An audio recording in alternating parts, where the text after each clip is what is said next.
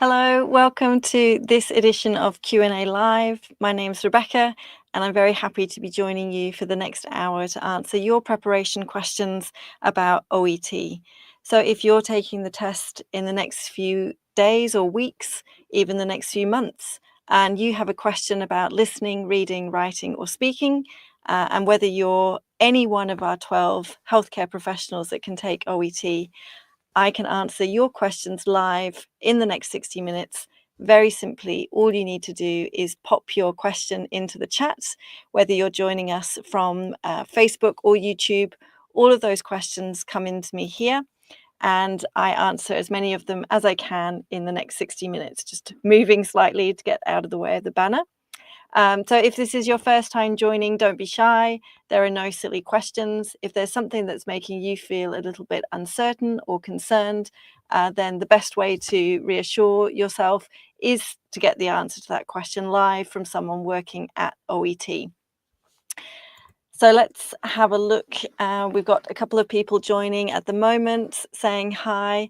While we're waiting perhaps for someone brave enough to ask the first question, I'm going to start off by calling out a really great resource that I don't think a lot of candidates are really making use of yet.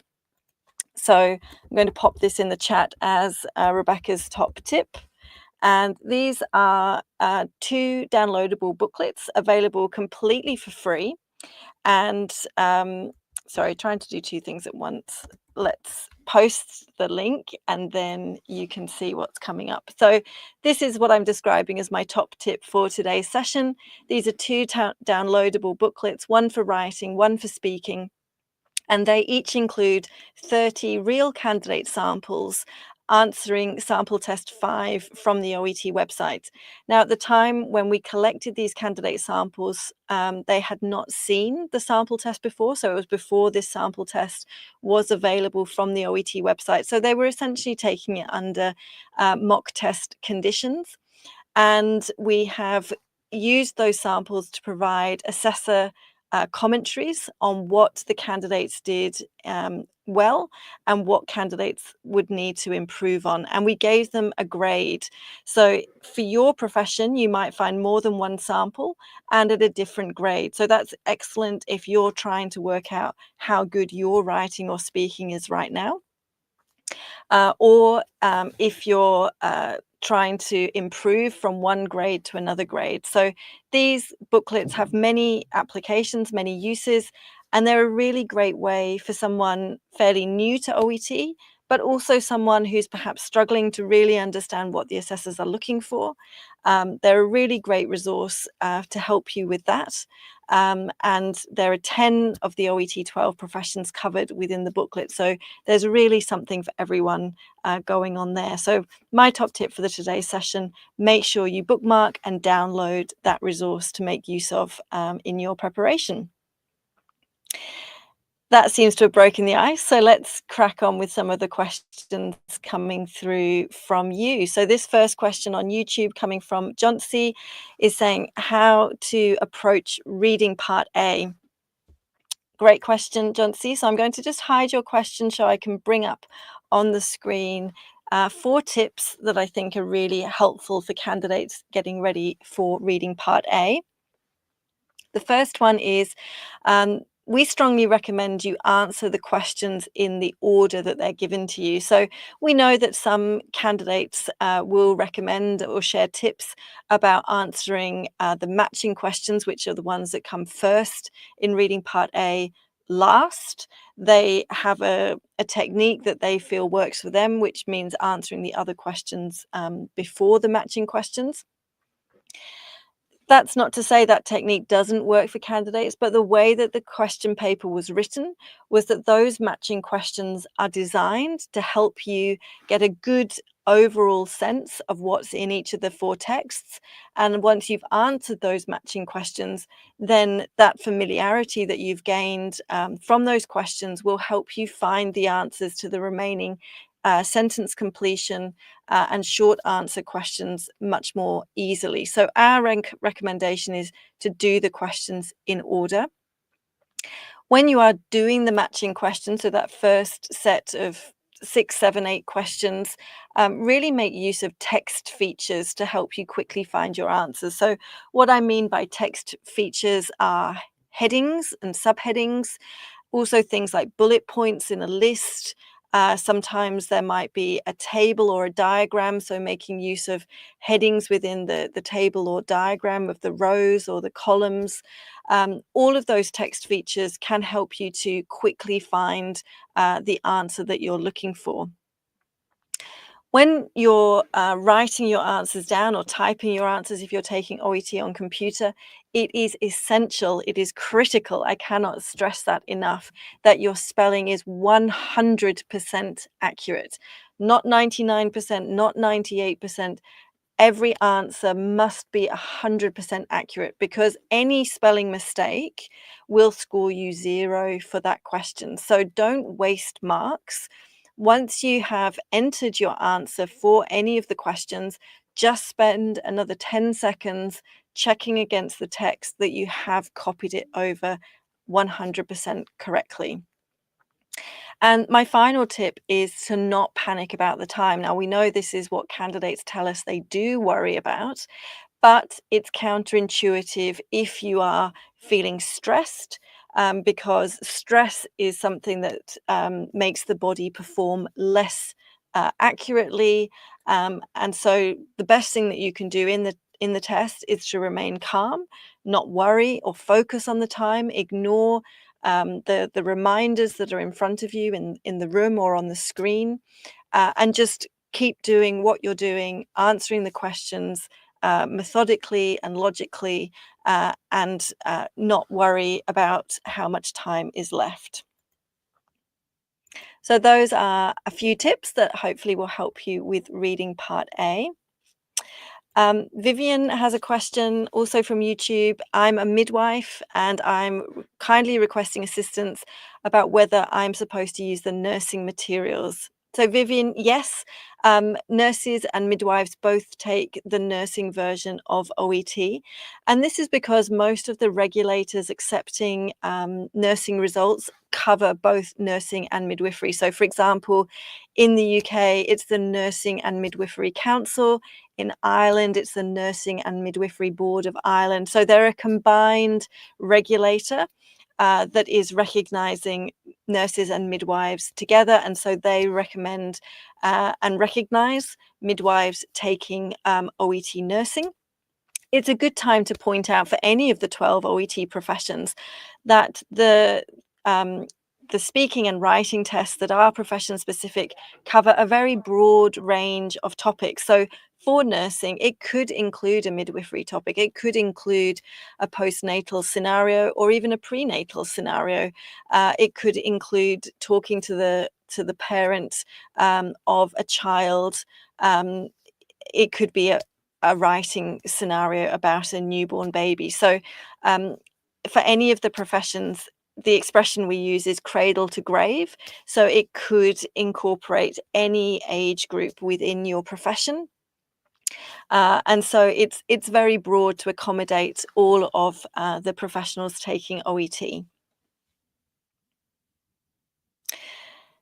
Vikas on YouTube says, I'm getting around 33 in both listening and reading, but I'm not feeling confident to pass the OET exam. So Vikas, the first thing I can do is to sort of give you a little bit of reassurance, because 33 is the top end of our recommendation for what we feel candidates should aim to be scoring before they book their OET test. The way that the reading and listening test is scored is that there is no set pass score for each test administration that is held.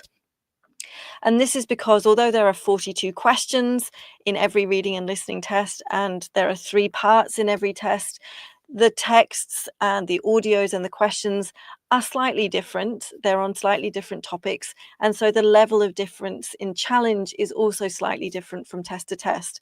And the way that this is balanced out to make sure every candidate has the same opportunity of getting the score that they want in their test is that those passing grade scores also fluctuate slightly up or down based on the slight difference in challenge. So Our recommendation, as I said, for when we think candidates are ready to book their test is if they are regularly scoring between 30 to 32 on the official sample practice test. So if you're scoring 33, we would say, yes, you're ready to book your test, which isn't to say that between now and your test, you don't do any more preparation. Of course, you continue preparing, working on your listening and reading skills, working on your own personal checklist. Each of you should be able to analyze after any sample test that you take why you made a mistake in any of the questions. So was it down to not reading the question carefully enough? Was it you didn't organize your time well enough, so you ran out of time to answer all of the questions? Was it something related to vocabulary? You misunderstood a word or phrase that was really critical to understanding and answering the question correctly. So continuing to work on your skills before your test date is also important, but the score that you are now, we would say is ready, and you should hopefully feel a bit more confident from that response to book your test. FD, also on YouTube, is asking for help with listening. How can I improve my listening skills?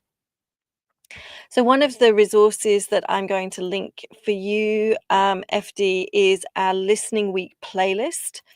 This playlist contains 5 sessions. Just grabbing the right link to post it into the chat. It contains 5 sessions. 2 sessions are focusing on the general listening skills that you'll need to work on to improve your overall listening ability. And 3 sessions focus on each part of the listening test individually. So there's a session on part A, one on part B, and a third session on part C. So altogether, these 5 sessions give you a very comprehensive overview of what's involved in the listening test. What are some common mistakes we know candidates make from talking to the OET assessors, and how you can avoid them, as well as these 2 sessions that really focus on how you can improve your overall listening skills. And they go into how to create a daily listening habit. One of the best ways to improve your listening skills is to make sure you're doing some daily listening practice and to a variety of listening sources. The 5th session, which is the second of those broader sessions on listening, covers things like how to manage listening to different accents than you are perhaps less familiar with. It also covers some of the common spelling rules, because you do need to be as accurate as you can with your spelling in listening part A. So if this is not a resource you've come across yet, I would definitely bookmark this playlist and make sure it's something that you fully engage with in your preparation. Question from Ira on YouTube is asking whether there's going to be any exam discounts in the Philippines. So the best place to check on information related to the Philippines is our OET Philippines page. I'm sure many of you are already members of that. And the latest news from our Filipino team, um, special offers, events that they're going to be running, these are all available through the OET Philippines Facebook page. So do check that out to see what's happening more locally to you. Sharon, also on YouTube, is saying, how can we write the age in the address part of the writing test? So Sharon, I think what you're referring to here is the RE line, as we call it, the reference line. So usually when you're starting your letter, after you've written the address and the date, you will write the reference line, which is RE and a colon, and that's where you include the patient's full name and their date of birth. And then you include the greeting that you're going to use for the healthcare professional you're writing to. So for example, dear physiotherapist, or dear Dr. Simmons. So within that reference line, the only 2 pieces of information you should include are the patient's full name and their date of birth. You should not include the age in the reference line. The real life application of the reference line is used by healthcare professionals to search for patients within their database. And so a date of birth is something that you can search for a patient by. A name is something you can search for a patient by. An age is not something you would search for in a database. So that's the reason why in the reference line, it's only the patient's name and date of birth information that's included. OET case notes tend to include the patient's age in numbers as part of the personal information they give about the candidate. You can choose to include the age within your first paragraph when you're introducing or updating the reader about this patient, but it's not essential that you include their age. It's your choice. Naresh on YouTube says, sometimes I missed writing articles, a or an or the, in my listening part A answers. Does this matter? So, Naresh, the good news is articles are not counted as part of the assessment in listening part A. You don't need to include them as part of your answer to get the answer correct. However, if you have included them, because this again is something slightly optional, some candidates will remember to include the article, some candidates won't remember. But in both cases, you can still be scored correct for that answer. And the way that you can see that in evidence is if you look at one of the official sample tests for listening from the OET website and have a look at the answer key for that sample test, you will see that on a few occasions, the answer includes an article, a, an, or the, but where it is included, it is surrounded by brackets. And the brackets are used to show that this word does not have to be included for the candidate to get the answer correct. So any words shown in brackets on the answer key are optional.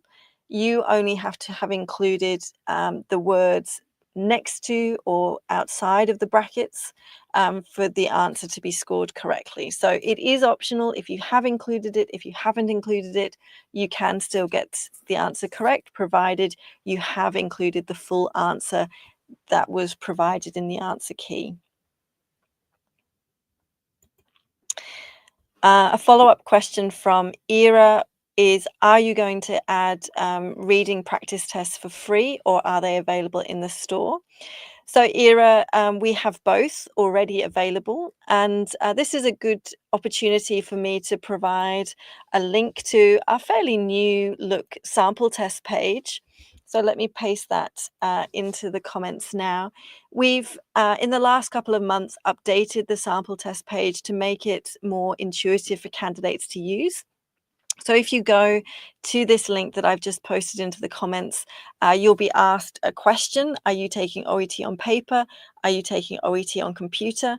Once you choose one of those two options, you'll then be asked to select your profession.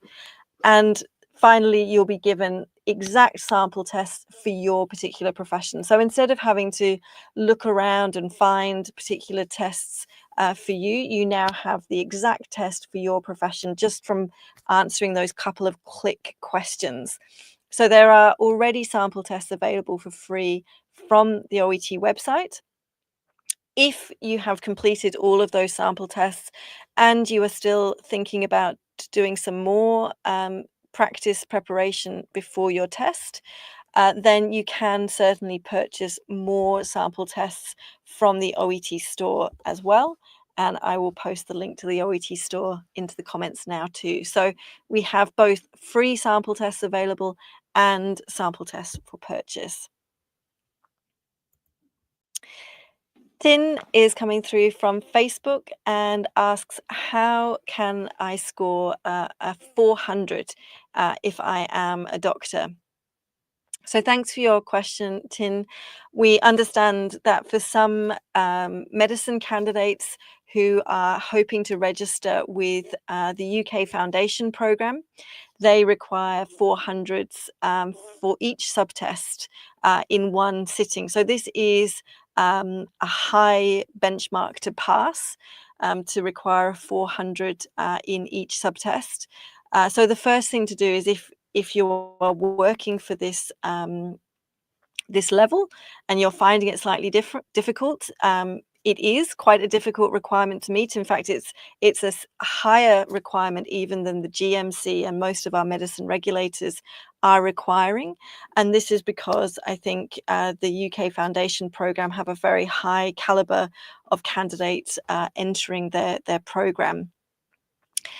So that's a bit of the context as to why you might be thinking about a 400. Now, the resource that I linked to earlier, right at the beginning of the session, perhaps you weren't here when I started off the session, will be a really useful resource for you. Because it includes 5 samples for medicine, for writing, from real candidates and with evidence from an assessor as to the strengths and weaknesses of each candidate sample. Now, for medicine, there is an A grade sample and there are 2 B grade samples. One's a slightly higher B grade sample, which is where a 400 would be, and one is a slightly lower B grade sample, which is around the 350 mark. So there are also 2 further samples that are of a lower score than you're looking for. So do watch the beginning of this session again once it comes to an end. Listen to the tips that I was providing of how to get the most out of those booklets. But I really think that's going to be a very helpful resource for you in your quest for achieving a 400. And I wish you the best of luck in achieving that. Likewise, this question, Camillo, I answered a little bit earlier with the question about from the candidate saying they're currently scoring 33 in listening and reading. Are they ready to book their test? So that's a question. Do have another listen to the beginning or near the beginning of the session for that answer.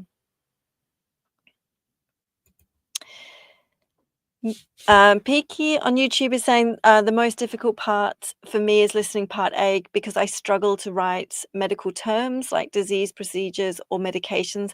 How can I improve on that? So, Peaky, the first thing I would really strongly recommend is that to make sure you're practicing with official sample tests. As I was mentioning to do with the articles just a few minutes ago, if you look at the sample tests for listening and the answer key for listening part A, you will notice that the majority of answers are not medical terms, procedures, or medications. They're quite straightforward, everyday words that would be familiar to patients and healthcare professionals. So sometimes it's the patient's job title, it could be symptoms, but very simple symptoms like cough or rash. It could also be more usual terms to do with lifestyle, hobbies, and so forth. So do make sure that you are working with and preparing with official sample tests so you're not having the test misrepresented to you. If, for example, you're practicing with something and every answer is the name of a disease or a medication or perhaps 2 or 3 words long, then that to me is suggesting you're using unofficial materials and those are not a good representation of the test. For the few answers that are medical terms or medications, it is about improving on your spelling accuracy and learning some of the common spelling rules, which I mentioned are included in that Listening Week playlist I linked to a little bit earlier in the session. And then I'm afraid it just comes down to practice. You need to create your own checklist of words that you know you commonly misspell and work on improving and testing yourself on those words on a regular basis. It takes about 7 times to actually use and learn how to use a word properly, and that can include the spelling as well. So it's not something that you can just test yourself on once and think, okay, I can spell that now and forget about it. You do need to regularly check against that checklist of words that you know you frequently misspell and work on improving your accuracy on them overall. Mercy has a question about improving timing for reading. So, in a similar way to my recommendation to practicing listening every day, You also, if your skill that you're trying to improve on is reading, you need to make sure you're doing some reading every day. And I don't mean listening or reading sample tests. I mean listening to audios on a healthcare topic. I mean reading texts on a healthcare topic and not necessarily answering any questions about them, because what you're doing when you're listening to healthcare related audios and reading healthcare related texts is you're developing your fluency, your listening fluency and your reading fluency. And a lot of time management, particularly for reading, comes down to your ability to read fairly quickly, particularly in reading part A, where you're using skimming and scanning skills. You're not reading in detail most of the time. You're quickly skimming your eyes over the texts and the questions to find the information you need, and write it down. With readings part B and C, you are reading a little bit more carefully, and a little bit more detail, particularly for the questions and the answer options. But you still need to have good reading fluency. So to know how good your reading fluency is right now, pick a piece of text that you haven't read before, and perhaps time yourself how long it takes to read that text, how many times you find yourself stopping or feeling a little bit uncertain about the meaning of one of the words that you've read, because you're aiming to be able to read without stopping to think about words and at a fairly quick pace. And I've mentioned already the Listening Week playlist. Let me pop a link into the chat for the Reading Week playlist, because similarly, it also has 5 sessions. And in the general broader sessions, sessions 1 and 5, which are about improving your reading habits and reading fluency, it does cover how fast, how many words per minute you should be aiming to read to have what's considered reading fluency.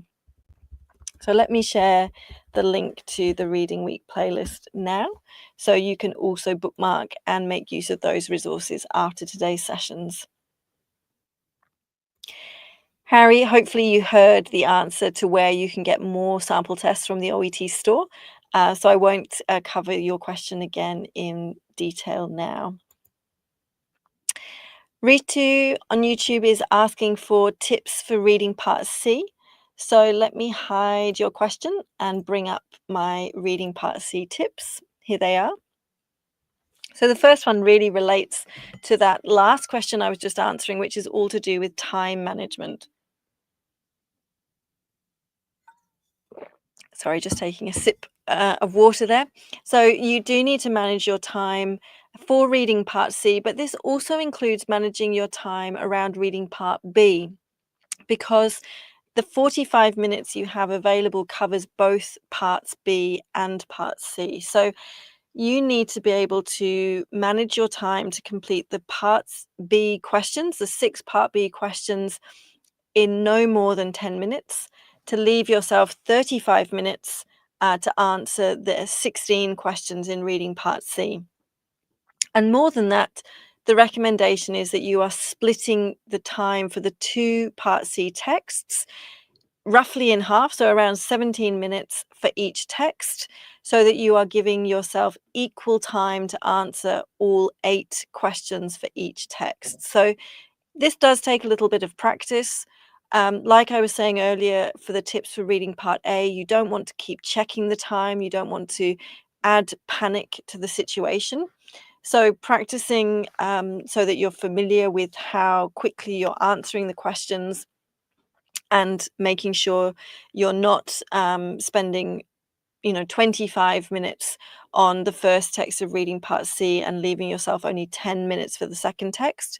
That takes a little bit of preparation and practice, but that is a serious tip. If you're currently not splitting your time equally, that would definitely be something that I would implement straight away.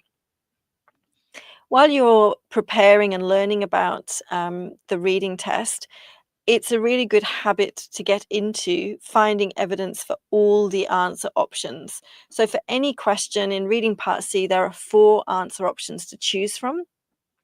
And it's a good habit to not only find the evidence for which answer you feel to be correct, but also evidence for why the other 3 answer options are incorrect. Because what that can do is prove to yourself that you have found the correct answer. And sometimes it can save you from choosing the wrong answer option. You may think you found the answer option pretty quickly, and you would choose that answer and move on to the next question. But just spending a little bit longer checking for evidence for the other answer options being incorrect could actually find you doubting that first answer because you found evidence that more strongly supports a different answer option. Um, Remember, all of the answer option needs to have been covered in the text for it to be correct. So that's a good tip to do as you're starting out on your preparation. And my third tip is when you have a complete sentence question, so that is a question ending in a question mark, and then you are choosing one of the answer options to be correct. A good tip is to cover up the text or the paragraph where the answer option, cover up the answer options and look at the text before checking out the answer options. So look at the question, look at the text, find what you roughly believe to be the answer in the text, and then look at the 4 answer options. One of them is likely to stand out to you as being the correct answer. So that strategy works really well for complete questions, so the questions that end in a question mark.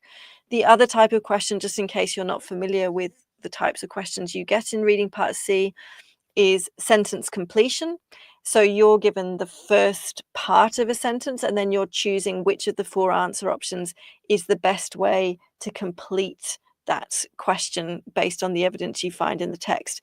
That strategy of looking at the question, then the text, then the answer options won't work so well with sentence completion questions.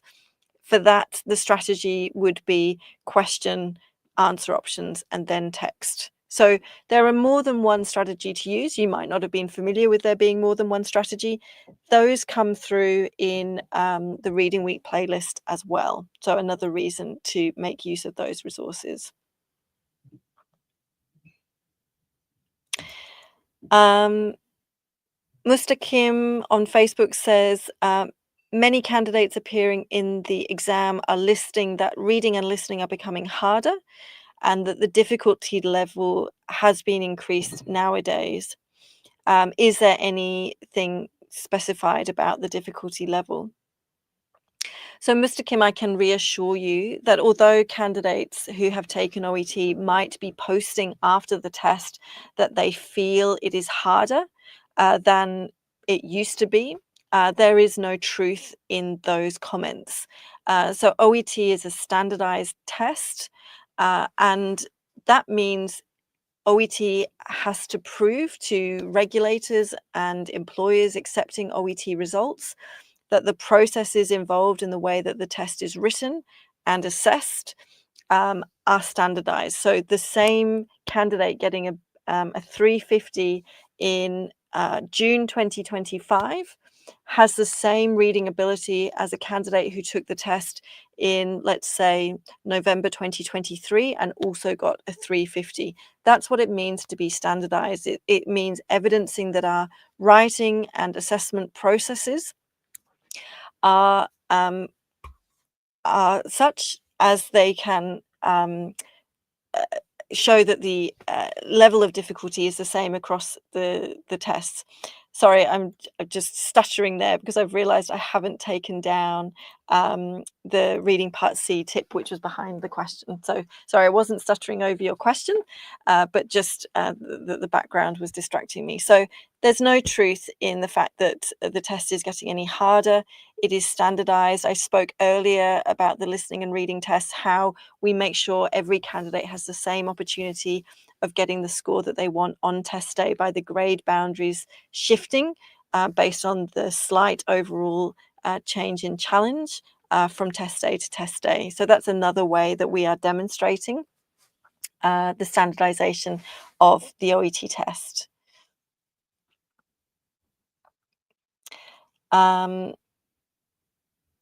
Doris is asking about tips for listening part C. So let me bring up my screen for listening part C.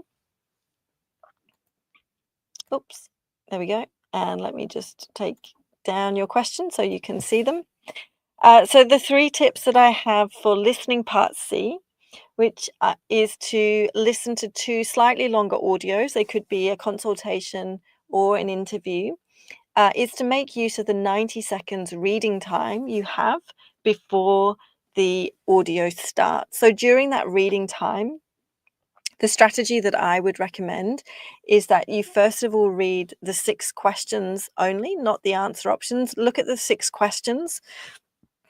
This will give you the overall outline of how the audio is going to progress and what are some of the main topics that the person speaking is going to talk about. It's also most important to fully understand the question. What is the question asking for you? Because sometimes candidates make mistakes and they read the question too quickly. They think they've understood the question and then they choose an answer option based on what they think the question has asked. But if they read it slightly more carefully, perhaps more slowly, they would realize that they had misunderstood the question and that would have changed the answer that they provided. So really spend a good amount of time, 45 seconds or so, reading the 6 questions, and then use the remaining time to look at the 3 answer options for each of those questions.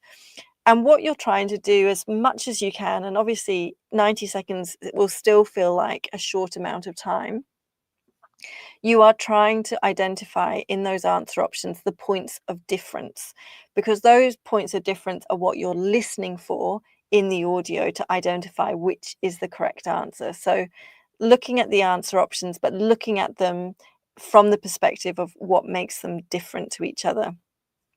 Once the audio starts, it is so important that you keep your focus. So I know from my own experience when I'm listening to Part C audios, my brain does its best to switch off. It finds it hard to concentrate intensively for 5 minutes on a listening audio because it's not very used to it. So as part of your preparation, this is another reason for what I was saying earlier, that you need to try and develop a daily listening habit to build up your listening fluency, but also your listening stamina, so that you can listen intensively for 5 minutes and keep your focus while the recording is playing. And my third tip is move on to the next question with the audio. So while it might be tempting for any one question, if you're not 100% sure on the answer that you're going to enter, the best thing is make a choice, make a decision, and move on so that you're not missing any important details that will help you answer the next question. All right, I'm going to remember to take this off this time so I don't distract myself again. Harry is asking whether handwriting is important and follows that up with very honestly, because my handwriting is bad. So Harry, it is only important in terms of being legible. So of course the assessors must be able to read your handwriting. They are very familiar with all types of handwriting. So it doesn't have to be beautiful, but it must be legible. And a tip for finding out whether other people find your handwriting legible would be for you to write something out fairly ordinary, not trying particularly hard to make it legible, just as you would normally in a sample test, for example, and then showing it to someone, maybe a colleague or a friend who's not particularly familiar with your handwriting, so doesn't see your handwriting every day, and asking them how easy or difficult it is they find to read it. If they find it a struggle, if they're having to say, "What's this word? What's that word? I can't read this word," then that would be a concern. But if they can read it through fairly easily, it's not something you need to worry about. Sometimes candidates who feel their handwriting is not legible will write their answers in full capital letters. That's absolutely fine. You just need to make sure that you are consistent. So if you start writing answers in all capitals, you need to write the whole of that subtest in all capitals. Otherwise, the assessor becomes confused and is not sure whether your writing is accurate or not. They can't necessarily score spelling accurately if you're also changing your script between capital letters and small case letters. So, a couple of tips for you there. Hopefully, one of those works to help answer your question. And this is a really good question. It follows on Rogelio is saying on Facebook, will it affect my score if I don't spell a word consistently? So, for example, if I spell center and center alternately. Yes, it will matter within the same subtest. So if you were to spell center one way in listening and center the other way in writing, it wouldn't affect your score because different assessors will be scoring those two papers and they don't know how you've spelled in other papers. If there was a reason that you needed to spell center twice within one subtest and you spelt it in different ways, it would impact your score within that subtest because that is introducing doubt to the assessors that you can spell accurately. So you must choose one convention for spelling, either British spelling or American spelling, and use that convention throughout the subtest. It doesn't matter which, either British or American spelling is perfectly fine and both are accepted, but you must be consistent within the subtest.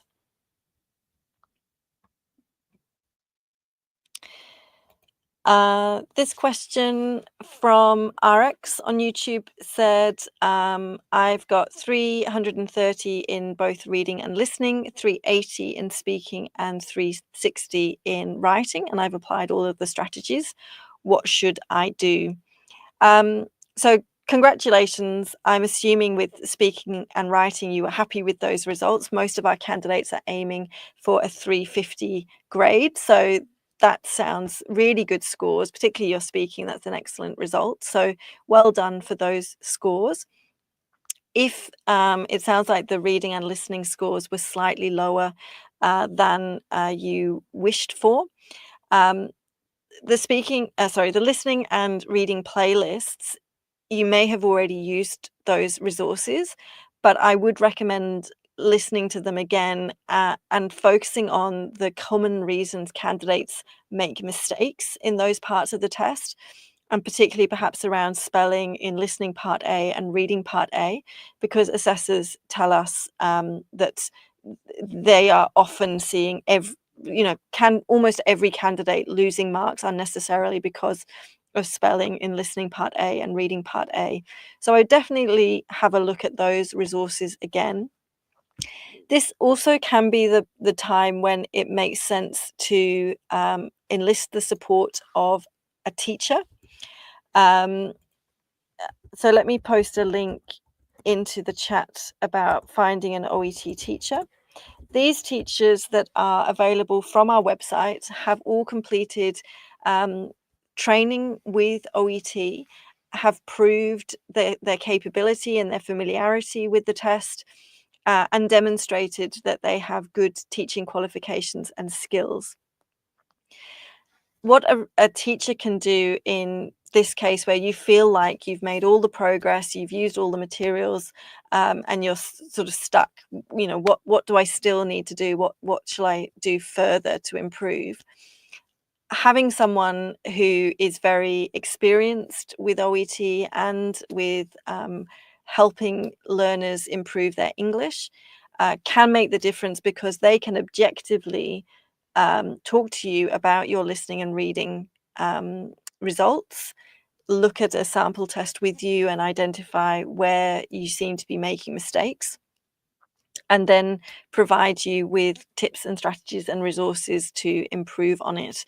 Sometimes you need external support to get over a final hurdle and make another jump in improvement. So that could be a recommendation for you if those playlist resources of common mistakes don't give you any more insight into what's going wrong for you.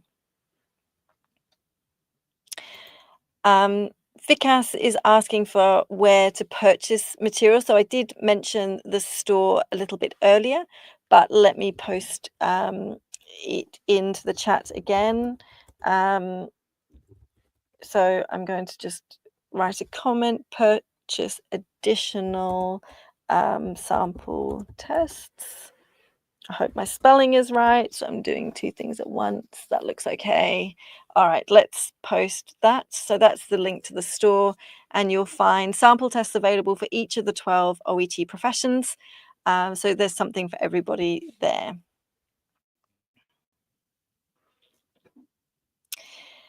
Ayush is also someone obviously aiming for a 400. Ayush, I can't give you that exact answer, as I've explained a little bit earlier in today's session, and you might need to go back and listen to the beginning to hear me give this answer.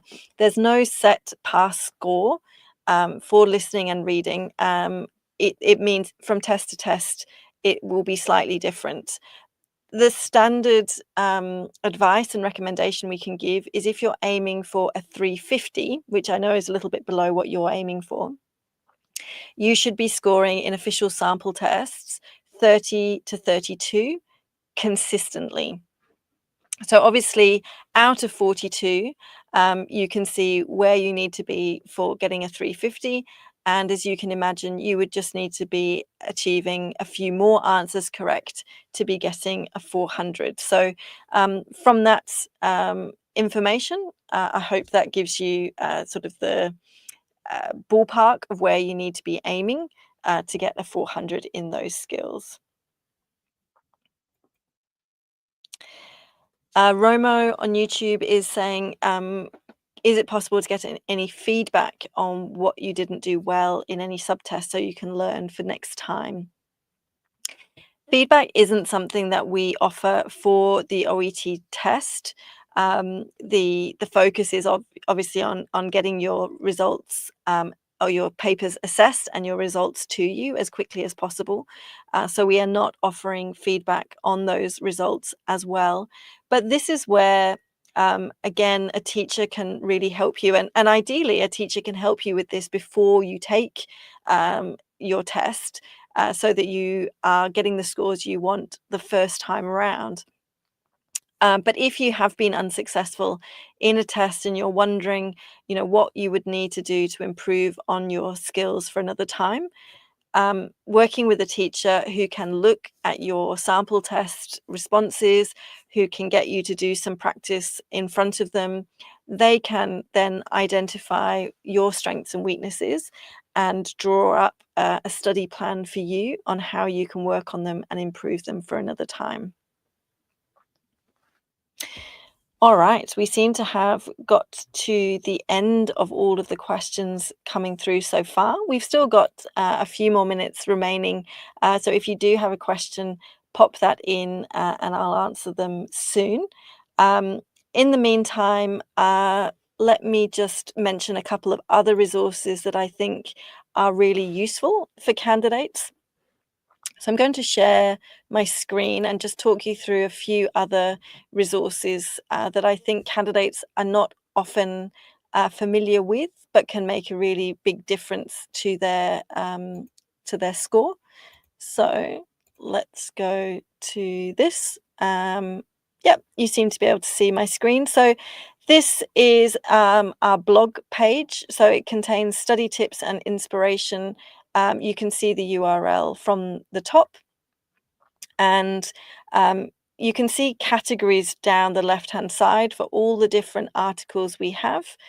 So for example, if you were particularly focusing on reading, which I know a few of you have been asking about today, you can see all of these reading articles, which cover some of the most frequently asked questions we have about reading. There's more than 2 pages of articles. So really good tips and strategies that you can focus on available from this page. Another page that is useful for candidates is about who recognizes the OET test.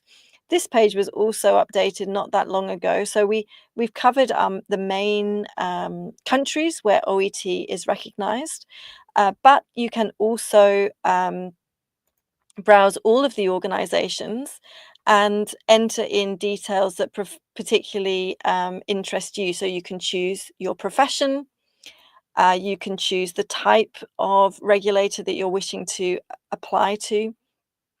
You can check whether the version of OET that you're taking is accepted by the regulator that you want to apply to. And a new feature, you can enter the scores that you've already got. So, for example, you could show that you've got B in reading, B in listening, B in speaking, and C plus in writing, like that. And then it will show you the results for where those scores would be accepted. Um, so, for example, you can see these organizations, then you could filter again by the country. So, for example, if you were interested in the UK, 265 um, regulators accept those scores in this country. You could filter it again by profession, for example. So lots of options there. That's a really good page that you can work from. All right, let's go back to the questions. I can see a couple more have come in.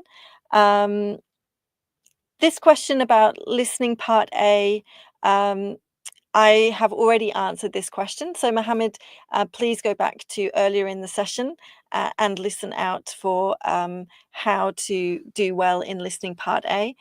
Specific to your question of writing the answer as you listen, this just takes a little bit of practice, but the answers are short, particularly as I said in the earlier answer, using official sample tests, the answers are short and there is space provided with what comes next in the audio to allow you time to write so that you are not missing the next answer coming up. This question from Johnny is linked to teaching OET. So I was talking a little bit earlier about studying with recognized teachers that are listed on the OET website. Johnny, if you are a teacher, you can also find information about taking OET teacher training from oet.com. So I'll let you go to the website to find that information. Samuel has a question about managing time in reading part A. And Naresh, your question kind of comes into this, so I might cover both of those at the same time. So how do you skim? So skimming and scanning are quick reading skills that you can use to find information efficiently. Skimming means just moving your eyes very quickly over the page to get a general idea. So earlier in the session, I was talking about using text features. So skimming might mean just checking for headlines, checking for subheadings, checking for bullet lists, and just moving your eyes very quickly to get an overall sense of what the text is about. Scanning is another kind of quick reading skill. Scanning is more for when you know the word or information you're looking for, and then you are just moving your eyes around the page to find that information you know you want. So both of these skimming and scanning skills are covered in the Reading Part A playlist that I've linked to earlier in the session, and both of these can help you manage your time. Samuel, I also mentioned a bit earlier in the session, answering the questions in the order that they're written. So amongst all of those tips from this session, I think there'll be some great suggestions for you on how you can do that. Ahad is asking about whether there is different formats for the different letters. So no, the format for your letters is the same. As many of you know, most times you are going to be writing a referral letter, referring a patient to another healthcare professional. Sometimes it might be a transfer or discharge letter. For some of the OET professions, such as pharmacy and veterinary science, you might also be writing an information letter, but most professions are likely to be writing a referral letter. Whichever format, whichever letter type you are writing, excuse me, the format is always the same. So using the address and the date at the start, the greeting and the reference line, the body of the letter, which is your paragraphs, and then finishing with your closing and final greeting to the person that you're writing to. And a follow-up question about the grammar needed to learn for speaking and writing. I'd really recommend the blog page as the best place to look for the kinds of grammar that you're likely to need for speaking and writing. So let me just copy that into the comments. The OET blogs available from this link. Um, as I showed you when I was sharing my screen, you can choose specifically grammar articles, you can choose specifically speaking or writing. So lots of information there for you to understand what you might need to improve on. All right, let's answer this last question. May is saying, I'm having difficulty in part C of the listening section. It's too fast. So May, again, you may have only just joined this session, in which case I think my answer a little bit earlier on, which focused on tips for answering listening part C, but also the playlist for listening week that I have linked to in the comments, will help you with how you can prepare initially by slowing down the recording slightly. You can, when you're listening, for example, to TED Talks on YouTube, you can slow the speed down to make yourself feel more confident about listening to longer pieces of audio. Once your confidence and your fluency increase, then again, you need to increase the speed back to normal one speed so that you can then get ready for how it will be in the test. But to provide reassurance, OET listening voices are not speaking faster than normal speed. They are talking at conversational or presentation speed. So please don't feel like we have sped it up. We are speaking at normal pace. And in fact, some of the common features of speech have been removed. So there are not a lot of hesitation fillers like ers and ums. Um, the speakers, if there's more than one speaker, will never interrupt each other or talk over the top of each other. So in that way, the listening materials are easier to listen to than regular speech, but they are delivered at the same pace as regular speech.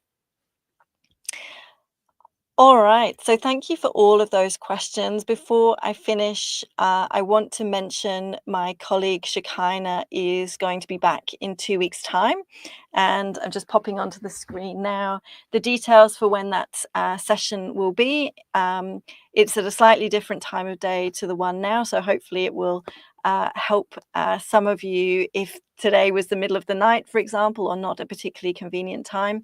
This time will be slightly different and available for you in 2 weeks' time. I'd also like to mention that today is my very last Q&A session. So after today, Shekinah will be delivering all of the Q&A sessions, and I know she's going to do a fantastic job. Thank you to those joining me today. And if anyone's watching after today who's seen me in the past, thank you so much for all of your support over the years. I have loved every minute of delivering these Q&A live sessions to candidates. And I wish you all the best for your upcoming test and your success in your future healthcare career. Thank you for joining me, and bye for now.